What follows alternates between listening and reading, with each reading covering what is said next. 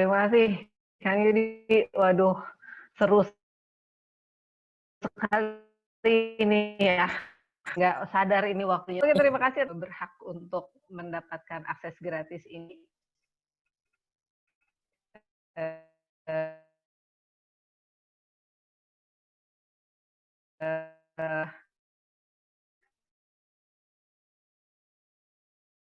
Menit lagi dari pertanyaan-pertanyaan yang sudah ada di room. Tadi ada pertanyaan satu aja Pak Yudi, Kang Yudi. Tadi depakin tuh kayaknya apa ya? Ada yang lupa Kesamaan, tadi. Bu.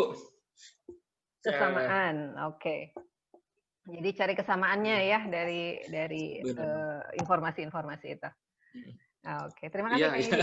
Ini pertanyaan banyaknya nanti buat Dokter Tari karena tadi Kang Yudi mau kita semua fokus kepada latihan ya. Sebentar kita ke Dokter Tari dulu. Ini ada beberapa pertanyaan. Dokter Tari silahkan dari Dokter Novi.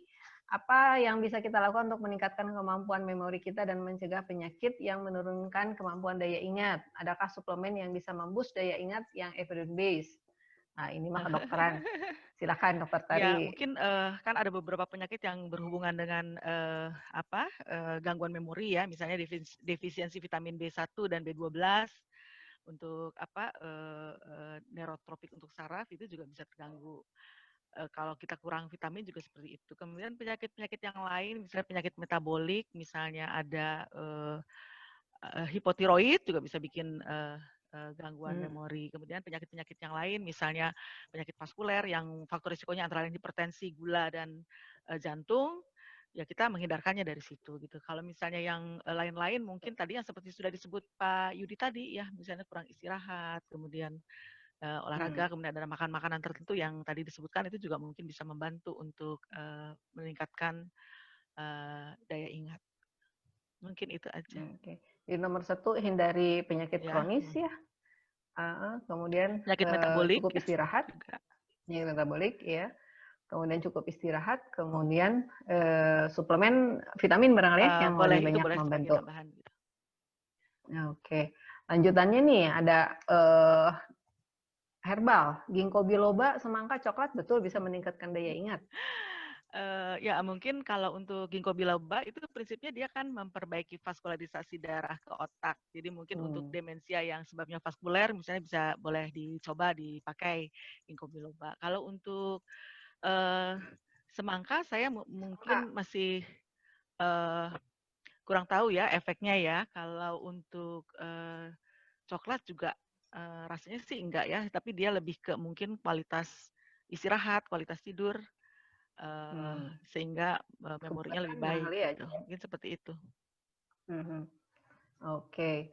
Kemudian sama tadi untuk meningkatkan kemampuan memori ada suplemen tadi sudah disampaikan vitamin dan gaya hidup sehat sih ya sebetulnya harus di ini. Kemudian insomnia apakah mengakibatkan gangguan memori atau sebaliknya memori yang mengakibatkan insomnia? Ya insomnia tadi bisa menyebabkan gangguan memori ya karena pasti kalau insomnia dia pasti atensinya berkurang ya sehingga dia untuk menerima input-input yang baru menjadi terganggu gitu. Jadi lebih ke kalau dia kurang tidur dia akan mengalami gangguan atensi. Oke, jadi bukan lupa sama sekali tapi atensinya yang berkurang ya. Jadi kemampuan menyimpannya itu barangkali ya yang akan terganggu. Oke.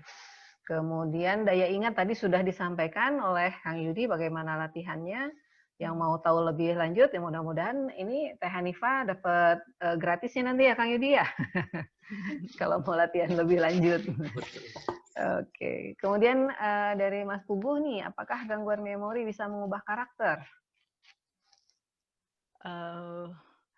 Kalau untuk gangguan memori mengubah karakter memang karena ada perubahan-perubahan gangguan memori jadi kita seperti mengenal orang yang lain ya misalnya kalau orang pasien demensia dia kan sebelumnya tidak seperti ini gitu jadi berubah cuman rasa saya karakter dasar orang itu akan tetap ada ya mungkin beda orang yang gangguan memori yang biasa sendiri dengan orang yang biasa tergantung dengan orang lain itu mungkin beda gitu tapi biasanya memang ada sedikit perubahan dari sikap orang itu karena gangguan memorinya. Jadi lebih ke kebiasaan-kebiasaan hidup. Mungkin karakter itu kan bawaan ya, jadi agak susah gitu. Tapi mungkin akan tetap terlabel pada orang tersebut. Tapi yang berubah mungkin sikap-sikapnya aja gitu. Dan biasanya berbeda, macam orang-orang demensia saya lihat beda-beda ya. Ada yang maksudnya lebih rewel, ada juga yang bisa lebih diam gitu. Jadi tergantung dari karakternya sebenarnya. Gitu. Ada yang mungkin dia lebih diam, nggak terlalu banyak. Ada juga yang memanggil-manggil, yang marah-marah, ada yang sebagainya karena dia kehilangan daya ingat itu gitu. Jadi mungkin tidak merubah, mungkin bisa merubah sikap, tapi karakter secara keseluruhan sepertinya sih tidak ya, karena karakter akan tetap ada, mungkin karakter dasar ya. Ya, jadi lebih pada dia mengingat dia siapa, orang lain siapa, mungkin itu tampak jadi berubah gitu ya, padahal hanya misalnya karena dia tadinya biasanya tahu gitu kalau ke WC ya harus di pispot, tapi karena dia ada gangguan memori eksekutif, dia nggak tahu, dia BAB di mana-mana. Jadi kan mungkin orang karakternya berubah, padahal sikap karena memorinya mungkin karakternya sih sama gitu. Oke, baik, terima kasih. Kemudian tadi stimulasi daya ingat sudah. Bagaimana meningkatkan kemampuan memori dan kognitif pada pasien pasca stroke hemoragik? Ada sesuatu yang khusus kah untuk stroke hemoragik? Pasca sebenarnya kalau pada pasien-pasien stroke itu sekitar 63% itu memang bisa terjadi gangguan kognitif gitu. Yang terutama adalah supaya menghambat itu adalah tetap berlatih, tetap punya sosialisasi dengan orang, tetap melakukan kebiasaan-kebiasaan yang biasa dilakukan sebelumnya, tapi dengan keterbatasan yang dia miliki. Yang penting jadi dia tidak merubah jadi karena dia stroke, jadi tidak boleh membaca, tidak boleh nonton TV, tidak boleh berolahraga, jadi tidak membatasi aktivitas dan tetap bersosialisasi. Itu mungkin membantu supaya tidak jatuh ke dalam gangguan memori yang lebih lanjut. Iya. Nah ini mah tentang amyloid plaque. Kayaknya punya Kang Yudi ini mah ya. Mempunyai peranan penting dalam mengganggu neurotransmitter dalam mencapai tujuannya. Bagaimana cara untuk mengurangi atau memusnahkan amyloid plaque ini? Yang nyebut-nyebut amyloid plaque tadi Kang Yudi, tanggung jawab Kang. Iya, makasih Bu Yulia. Nah, jadi sebenarnya kalau yang paling tahu ilmunya Dokter Tari juga sebenarnya. Saya kan bacanya dari jurnalnya Dokter Tari. Jadi Bu Dokter Tari aja kalau amyloid plaque dihilanginnya gimana ya Bu Dokter Tari? Salah satunya mungkin dengan vitamin E ya, yang saya tahu apakah benar ataupun. Jadi dengan antioksidan bisa ya, dengan antioksidan bisa dikurangi lah ya, tapi tidak bisa menghambat sama sekali gitu. Mungkin kita assessnya untuk pasien demensia biasanya lebih ke asetilkolinesterasenya. Jadi kita menghambat inhibisi dari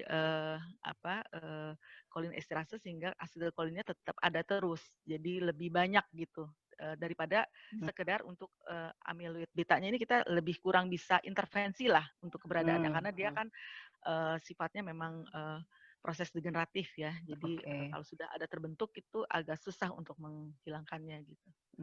Jadi bukan pembentukannya yang dikurangi, tapi tadi ya tukang sapunya yang diperbanyak gitu. Ya. Baik. Baik. Kemudian apakah tidur berkualitas identik dengan jumlah jam tidur? Apakah jika kita tidur hanya 3 jam setiap hari tetapi berkualitas itu jadi cukup?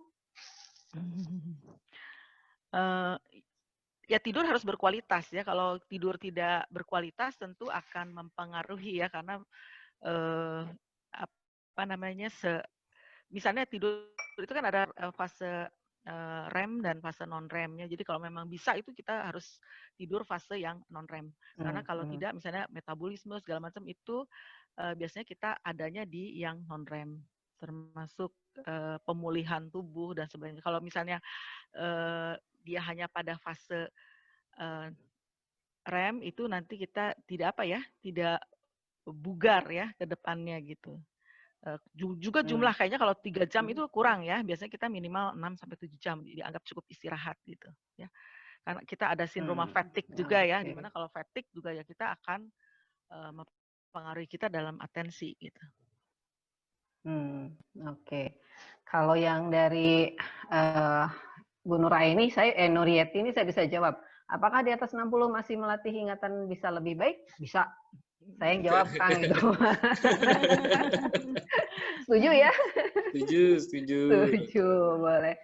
Terakhir nih dari Ibu Duhita, Dokter Tari, memori saya tentang peristiwa lama tentang apapun, baik orang, Mohon maaf apa? Memori tentang peristiwa lama, tentang apapun, baik itu orang dan kejadiannya amat baik.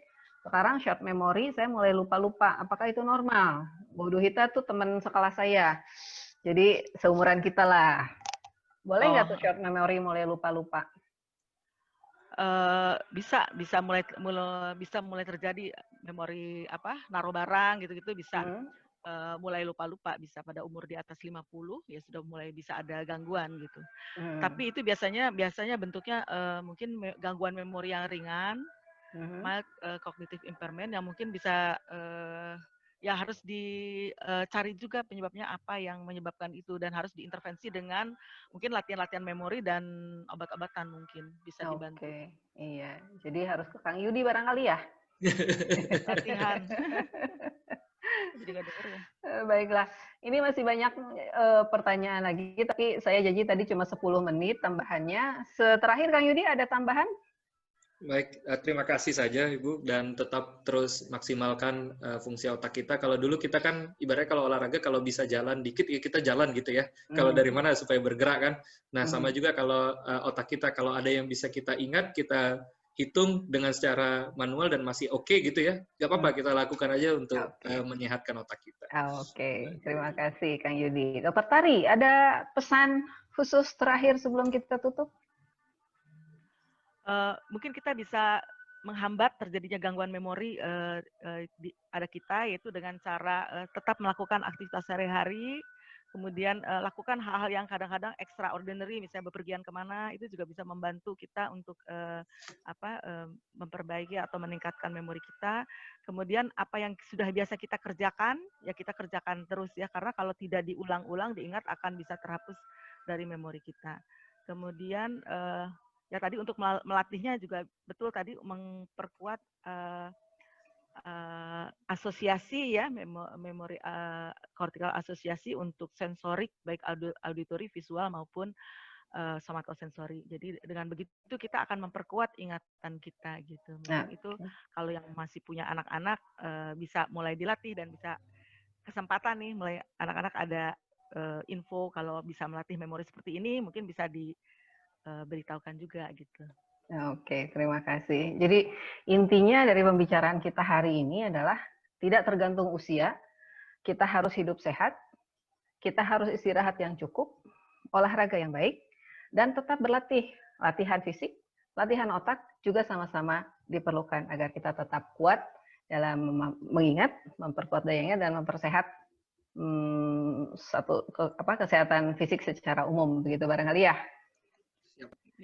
Oke, terima kasih Dokter Tari, terima kasih Kang Yudi, terima kasih juga Ibu Bapak sekalian yang sudah hadir pada hari ini. Menarik sekali pembicaraannya dan responnya luar biasa, saya senang sekali. Sampai ketemu lagi, nanti 2 minggu lagi kita akan bicara tentang pola makan pada orang tua barangkali ya, kalau saya tidak salah nanti. Tunggu informasi lebih lanjut dari kami, undangan dari kami, nanti kita ketemu lagi 2 minggu yang akan datang. Mudah-mudahan lebih ramai lagi dari hari ini, lebih seru lagi.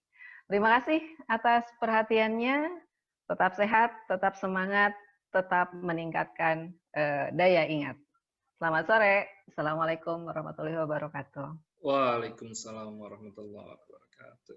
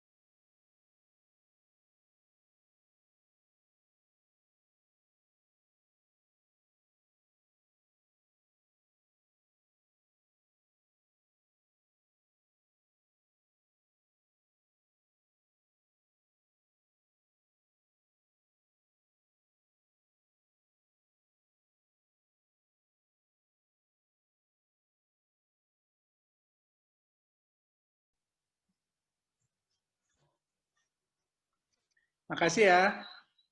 Yap. Mohon pisan. Yap. Alhamdulillah banyak. Ya, Waalaikumsalam. Foto dulu sebentar foto boleh? dulu. Iya, benar. Iya, lupa. Lupaan. Oke, Yang masih ada di sini silakan dibuka videonya, kita foto dulu sebentar. Ada 84 semua. Banyak tamu, masih banyak tamu. Oh, masih ada Ibu Sri Dewi Anggra Dewi. Siap ya. Oke. 1, 2. Pak Rizal nggak muncul gambarnya, Pak Rizal? Iya, Oh ya, Pak sebentar. Rizal sama Kang Bey. Kang Bey, mana Saya fotonya? ulangi. Kelupaan.